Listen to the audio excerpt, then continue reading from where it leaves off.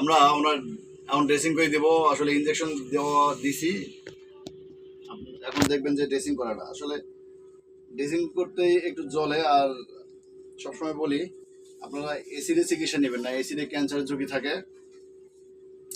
তো এখন যে ওষুধ দিয়ে ট্রিটমেন্ট করবো, কোনো প্রকার অ্যাসিড না। অ্যাসিড দিলে তো আপনার অ্যাসিড আমরা এভাবে এভাবে কিন্তু নেওয়া যায় না। আমি ওষুধ হাতে নিছি, তো আপনার অ্যাসিড টেসিড দিন না, নাকি কোনোদিন চিকিৎসা নিলেও সাবধানে।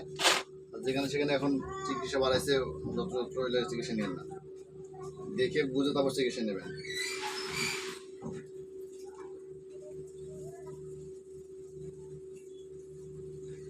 এখন যেটা ওষুধ দেবো এটা একটু যন্ত্রণা করবে, সর্বোচ্চ 20 থেকে 25 মিনিট।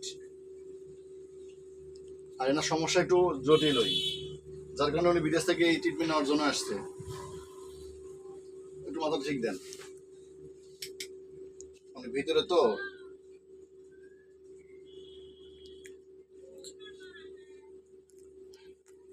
নামেন না, নিঃশ্বাস নিয়েন না। হয়ে গেছে, একটু একটু একটু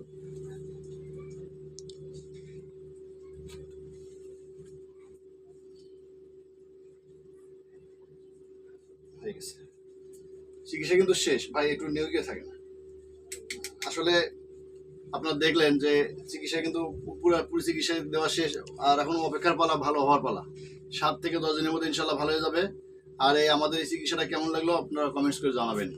এ পর্যন্তই, আল্লাহ হাফেজ, আসসালামু আলাইকুম।